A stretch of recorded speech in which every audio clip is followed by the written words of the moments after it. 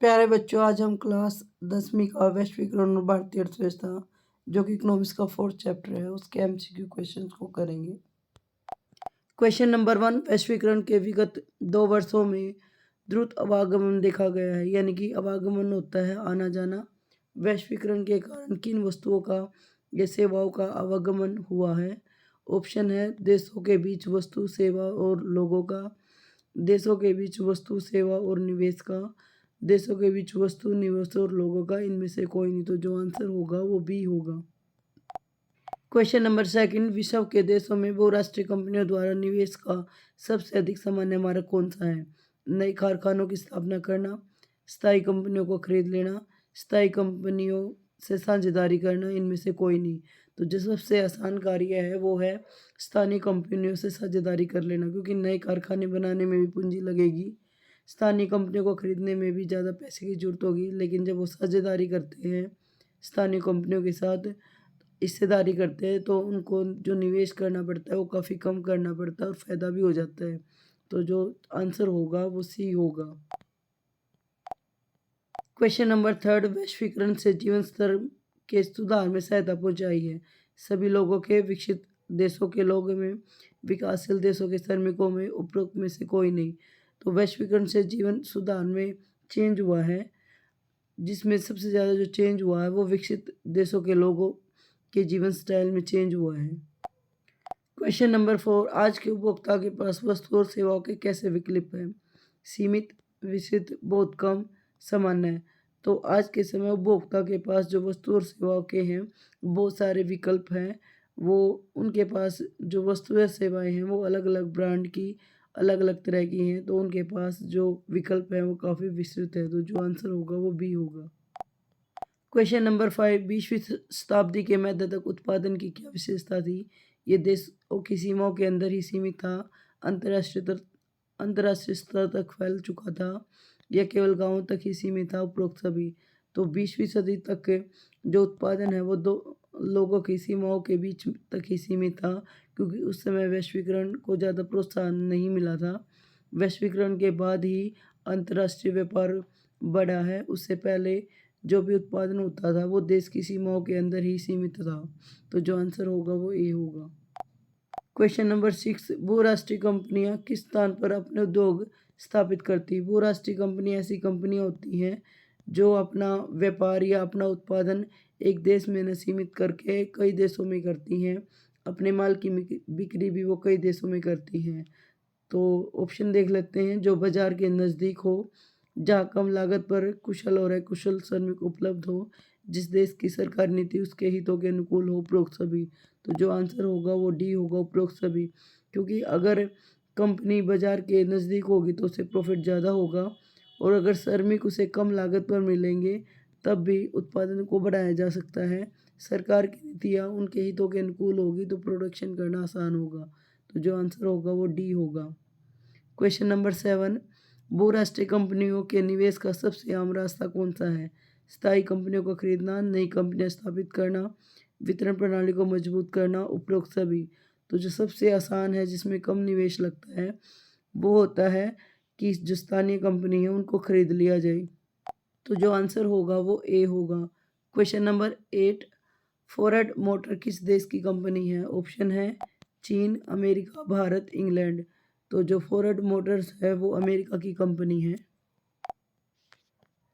Question number 9, आयात पर कर किसका उदाहरण है? उदारीकरण का, निजीकरण का, वैश्वीकरण, व्यापार अवरोधक।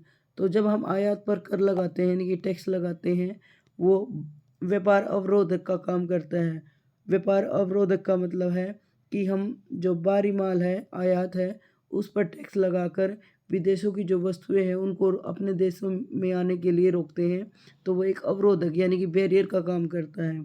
तो जो आंसर होगा वो डी होगा, व्यापार अवरोधक यानी कि ट्रेड बैरियर।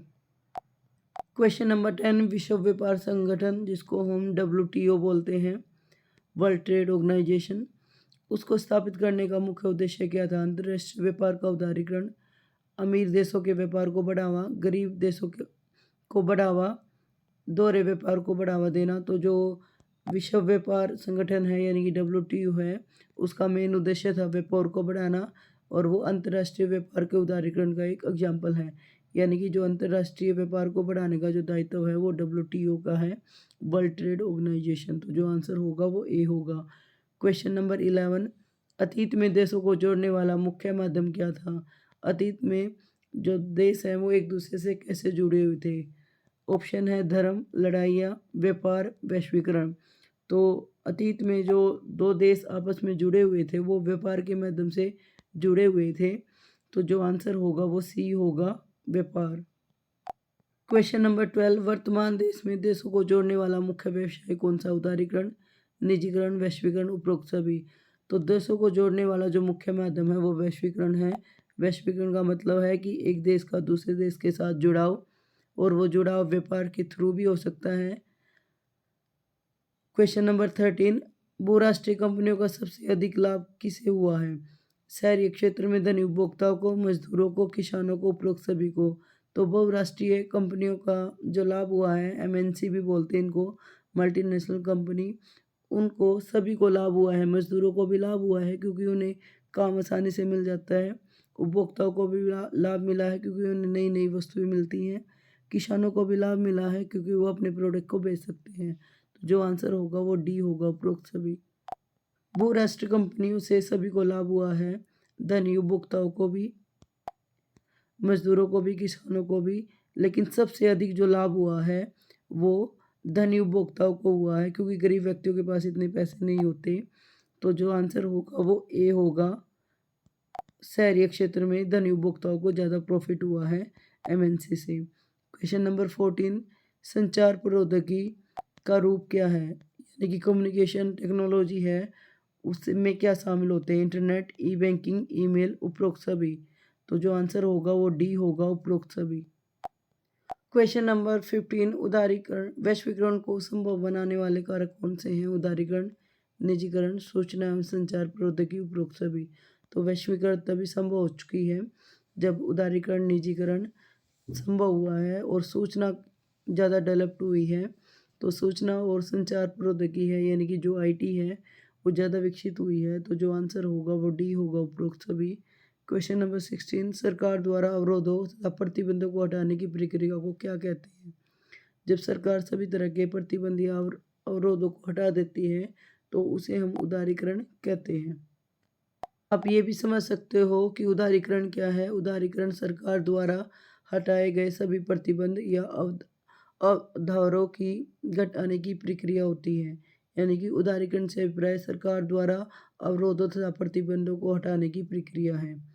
क्वेश्चन नंबर 17, वर्तमान में विश्व व्यापार संगठन के सदस्य देशों की संख्या है 129, 139, 164 या 159। तो 2023 तक जो विश्व व्यापार संगठन के सदस्य थे वो 164 थे, 164। क्वेश्चन नंबर 18, वैश्वीकरण से किस वर्ग को नुकसान हुआ है? धनी उपभोक्ता को, कुशल शिक्षित धनी उत्पादक को, छोटे उत्पादक को, उपरोक्त सभी को। तो वैश्वीकरण से जो फायदा हुआ है वो धनी उपभोक्ता को और धनी उत्पादक को हुआ है, लेकिन जो नुकसान हुआ है वो छोटे उत्पादक को हुआ। तो जो आंसर होगा वो सी होगा। वैश्वीकरण से धनी उपभोक्ता और धनी उत्पादक को तो फायदा हुआ है, लेकिन छोटे जो उत्पादक हैं उनको नुकसान हुआ है। क्वेश्चन नंबर 19, वैश्वीकरण का तत्व है विदेशी निवेश, विदेशी व्यापार। तो वैश्वीकरण में विदेशी निवेश और विदेशी व्यापार दोनों शामिल होते हैं। तो जो आंसर होगा वो सी होगा, ए और बी दोनों। लास्ट क्वेश्चन, विगत 20 वर्षों में बहुराष्ट्रीय कंपनियों ने भारत में अपने निवेश में डैश की है? वृद्धि, कमी, न वृद्धि न कमी, स्पष्ट नहीं है। तो पुराने 20 वर्षों में, विगत 20 वर्षों में बहुराष्ट्रीय कंपनियों ने अपने निवेश में लगातार वृद्धि करी है। तो जो आंसर होगा वे ए होगा। आज के लिए इतना ही, धन्यवाद। Thanks for watching.